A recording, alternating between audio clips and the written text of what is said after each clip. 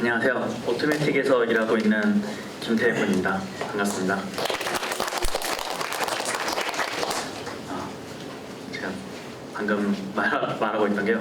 발표 자료를 제가 약간 수정을 했는데 안타깝게도 여기는 공식적인 자료를 보내드려야 될 것 같아서 개그 코드를 뺐는데 발표가 조금 재미없을 수 있는데요. 원래 되게 재밌는 발표라고 상상해 주시고 가주셨으면 좋겠어요.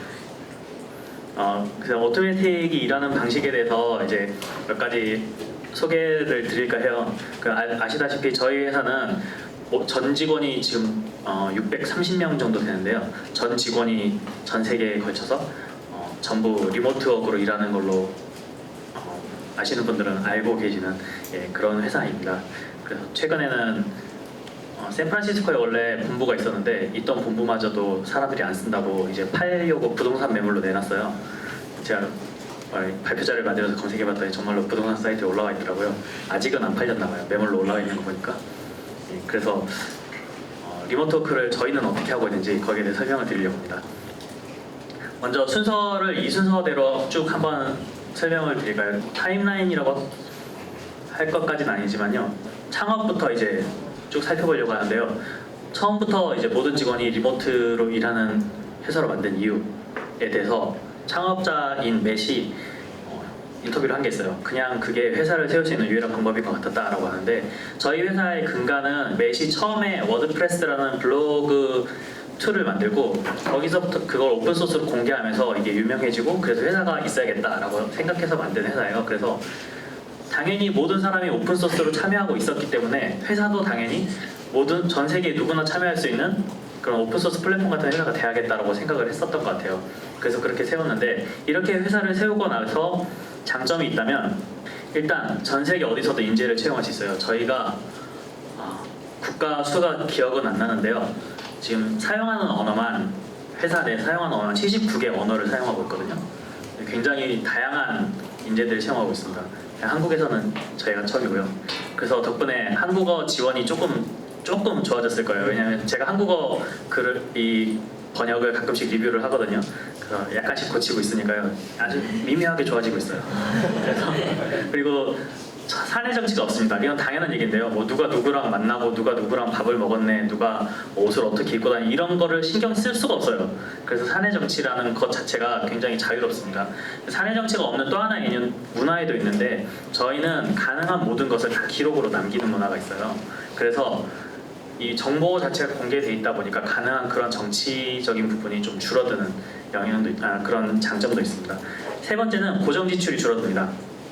샌프란시스코 같은 데서 큰 사무실을 유지하려면 돈이 많이 들잖아요. 그런데 저희는 그런 사무실 유지를 안 해요. 대신에 다른 복지로 대체를 해주고 있는데요. 이렇게 아낀 비용으로 복지를 제공해주고 있는데 그 부분은 뒤에 가서 설명을 드릴게요.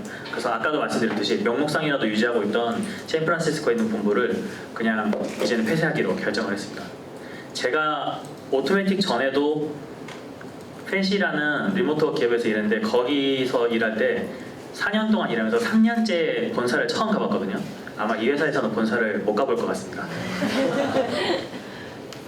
그 다음 얘기가요. 이제 그러면 직원은 어떻게 채용할까? 라고 하는데 직원 채용에 있어서 굉장히 공을 많이 들이는 편이에요. 왜냐면 이 검증을 할 수가 없잖아요. 이제 일단 뽑고 나면은 어떻게 일하는 거를 저희가 감시할 수 있는, 감시라고 하긴 좀 그런데 옆에 두고 볼 수 있는 그런 체계가 아니기 때문에 일단 뽑고 나면 믿는 수밖에 없어요, 직원을. 그래서 직원을 뽑을 때 굉장히 공을 들여서 뽑습니다. 긴 기간을 들여서요. 그래서 저희 채용 과정을 간단히 설명드리면 온사이트 면접은 없고요. 그래서 온사이트 면접 없고 거의 대부분 텍스트 채팅이나 전화 화상회의만으로 합니다. 저 같은 경우에는 전화나 화상회의도 없었고요. 텍스트 채팅만으로 처음부터 끝까지 다 면접을 진행했습니다. 그 1차 면접을 통과하면 실제로 업무를 해보는 트라이얼 과정이 있어요. 이 과정이 아마 좀 더 특징적인 부분일 것 같은데 실제로 시급을 주면서 이 사람이 우리랑 같이 일할 수 있는 사람인지 실제 업무를 해보면서 맞춰봐요. 그리고 물론 차이가 면접 담당이나 담당자 혹은 뭐 직군 혹은 뭐 지원자마다 과정이나 이런 여러 가지 기간 같은 거에 차이가 있을 수 있는데 제 사례를 들면 저는 자바스크립트 엔지니어로 작년 1월에 지원을 했었고요. 그리고 지원을 해서 첫 메일을 받기까지 2주에서 3주 정도 걸렸어요. 그런 식으로 진행해서 다시 시간을 이게 그때 면접을 담당하시던 분이 다른 발표로 바쁘셔서 시간을 맞추는데도 좀 많이 걸렸고요. 시간을 맞추고 코딩 테스트를 하고 그 다음에 트라이얼 과정이 있었는데 트라이얼 과정이 3개월 정도 걸렸습니다. 그렇게 다 하고 면접까지 매체시라는 마지막 관문을 통과하고 나니까 최종 지원부터 최종 결정이 나기까지 입사 결정이 나기까지 전체 5개월이 소요됐습니다. 굉장히 긴 기간이죠. 실제로 시간 자체를 투여한 거는 그렇게 많지 않아요. 3개월 동안 트라이얼 3개월 기간 동안 평균적으로 10시간 내외를 썼어요. 주당 이 오토매틱 입사를 위해서. 그러니까 실제로는 많은 시간을 들이지 않았지만 그래도 기간이 길다는 점은 혹시라도 여기 이런 말 하긴 좀 그런데 지원하실 분이 있다면 감안을 해주시는 게 좋을 것 같아요. 좀 더 자세한 내용은 제가 블로그에 정리를 해놨어요. 그래서 이거 보시고 참고를 하시면 될 것 같습니다. 그리고 직원들은 어떻게 리모트 워크를 준비하는지 이제 입사 직전, 입사를 하기 전에 입사 결정되고 나면 이제 이러이러한 가이드를 줘요. 그래서 어떻게 하냐면 일단 원하는 개발 도구를 지원해주고요. 홈오피스 구축 비용을 장비 주는 거야 거의 모든 회사가 주는 거니까 별로 특이할 게 없는데 홈오피스 구축 비용이라는 것입니다. $2,000까지 지원이 되는데 2,000달러라고 하면 왠지 한 개까지 써야 될 것 같지만 실제로는 그냥 $100 내외로 쓰시는 분도 있고 안 쓰시는 분도 있고요. 저는 한 개까지 썼습니다. 그래서 $2,000까지 주는데 자기가 원하는 책상, 의자 이런 게 자기 몸에 맞는 것 같다라는 여러 가지 장비를 구축을 하시면 돼요. 홈오피스를 구축해놓고도 그래도 나는 카페나 사무실에서 일하는 게 편하다 하시는 분들을 위해서 사무실 비용도 매월 지급을 해줍니다. $250까지 매월 지급을 해주는데요. 그래서 코워킹 스페이스를 임대하셔도 되고 이 비용으로 아니면 사무실에 임대하셔도 되고요. 그 정도 지원을 해주고요. 이렇게 사무실까지 해놓고도 그래도 나는 카페에서 일하는 게 편하다 라고 하면 저는 사무실 비용은 지원받지 않고 있는데요. 집에서 일하는 게 좋아서 카페도 이용을 하면 음료 비용을 내줍니다. 그래서 하루에 몇 잔까지 되는지는 안 해봤는데 저는 하루에 한 잔꼴로 먹고 있거든요. 그래서 주로 스타벅스에 가서 일을 하고 있습니다. 잠깐 홍보를 하자면 그래서 제가 스타벅스에서 와이파이에 자동 접속하는 애플리케이션을 만들어 놓기도 했어요. 자주 가서 이거 말고도 가방도 줘요. 저희가 여행을 할 일이 많다고 해서 가방을 주는데 그래서 커스터마이즈된 W라고 워드프레스 마크가 새겨진 가방도 주고 그 외에 몇 가지 웰컴 패키지도 포함되어 있습니다. 그리고요 입사를 하고 나면 이제 리모트 워크 자체에 익숙해지도록 많이 신경을 써줘요. 왜냐하면 입사하고 나서 퇴사하시는 분들의 상당 비율이 초기 몇 개월 사이에 퇴사를 한대요. 그 이유가 적응을 제대로 못해서. 그래서 팀 리드도 그렇고 멘토들도 그렇고 만나면 동료들이 늘 처음 묻는 얘기가 리모트 워크는 할만해? 이걸 몇 개월간 들었어요. 처음 몇 개월간은 계속 그 얘기를 들어가지고 거의 이제 대답도 저는 거의 외우고 다닐 정도로 그렇게 했었는데 그리고 멘토라는 걸 붙여주는데요. 그 6개월 동안 거의 매주 이렇게 얘기를 하면서 리모트 워크 자체가 어떻게 할만한지 혹은 이제 회사 생활에 대해서 업무 외적인 부분 회사 생활에 대해서 신경 써주는 회사의 제도를 모르는 게 많으니까요. 제가 여러 가지 팁도 주고 이런 멘토 제도가 있습니다. 그리고 사실은 거의 모든 내용이 필드 가이드라는 내부 문서 정리 도구가 있어요. 위키 같은 건데 저희는 블로그 도구고요. 위키 같은 걸로 되어 있는데 그래서 내부 문서로 정리되어 있어가지고 필요한 정보는 사실 거의 대부분 검색으로 가능합니다. 그리고 리모트 워크로 일은 이제 어떻게 하느냐라고 하면 이 부분도 간단하게 정리를 해봤어요.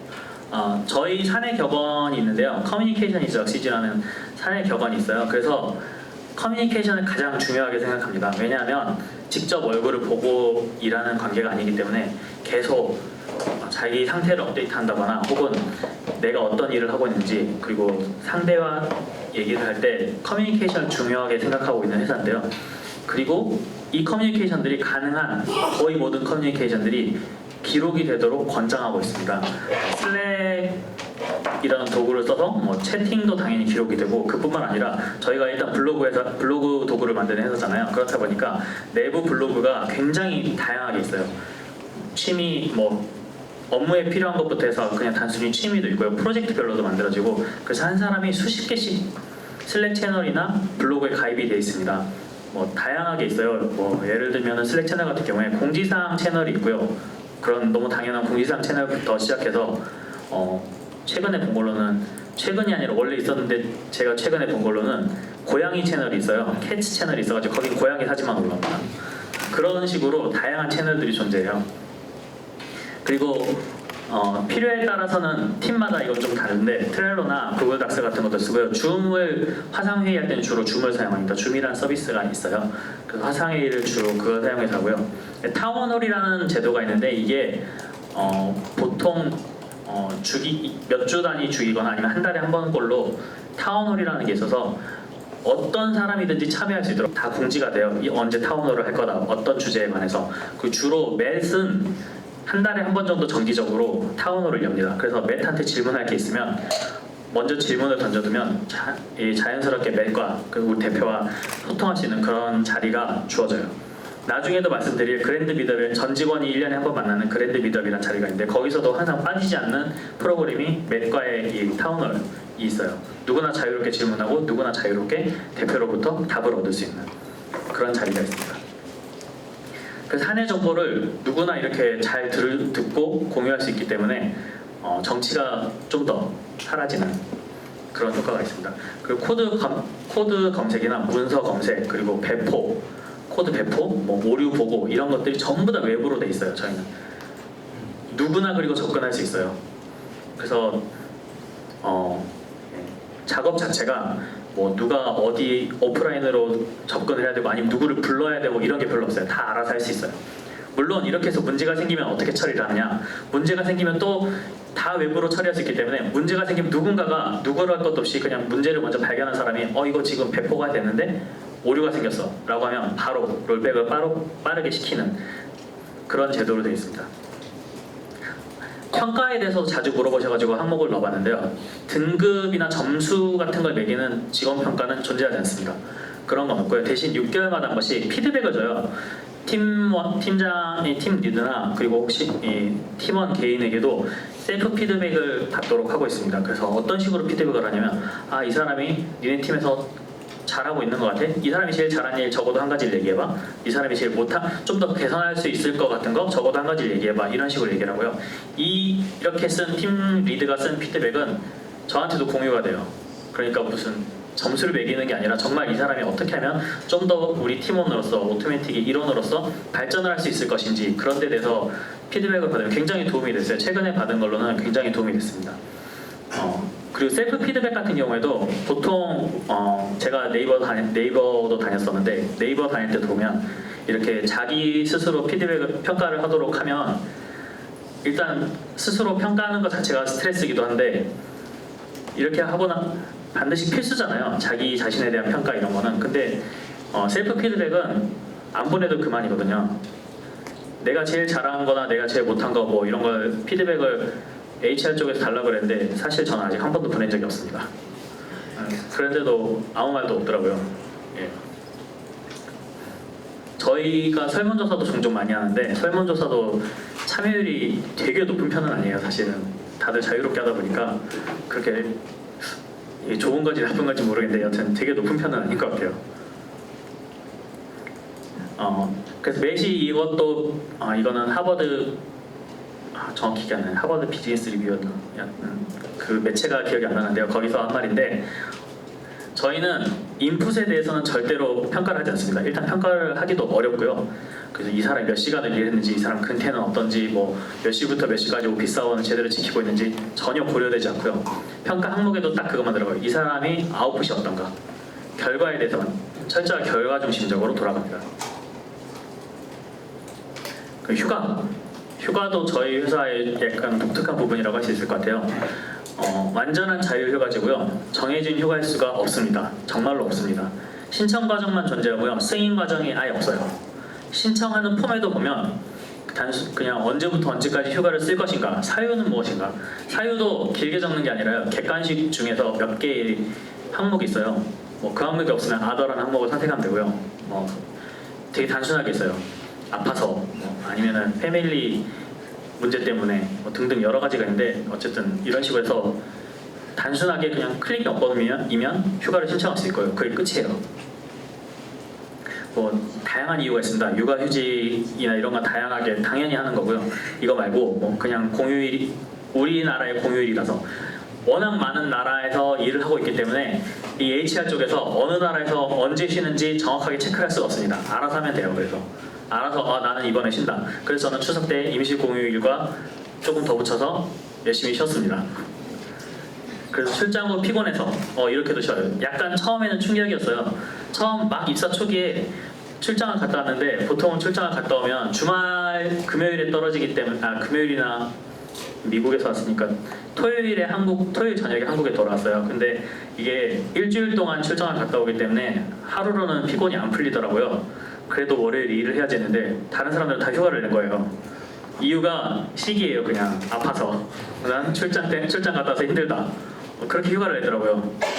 그래서 다음부터는 저도 갔다 오면 2일씩 혹은 적어도 하루 정도는 꼬박꼬박 쉬고 있습니다. 아이가 오늘 아파서 아니면 오늘 부모님이 찾아오셔서 걔가 아파서도 있어요. 아니면 그냥 쉬고 싶어서도 있습니다. 그냥 쉬고 싶어서 쉬기도 합니다. 이런 다양한 이유로 휴가를 사용할 수 있고요. 특별하게 1년에 며칠 안 되는 그런 특별한 일정들이 있어요. 뭐 팀끼리 모여야 되는 팀 미접이라거나 아니면 회사에 굉장히 중요한 행사가 있다거나 그럴 때도 어쩔 수 없으면 상관은 하지 않는데 그런 거랑 겹치지만 않는다면 아무도 간섭하지도 않고 물어보지도 않습니다. 그냥 얘 언제 온대? 이게 다예요. 우리 업무 중에 물어보는 건 얘 언제 돌아온다 그랬지? 이게 전부예요. 그리고 근속한 지 5년이 되면 2개월에서 3개월 정도의 안식 휴가도 줍니다. 유급이에요. 저도 저기까지 갈 수 있었으면 좋겠는데 아직 한참 멀었습니다.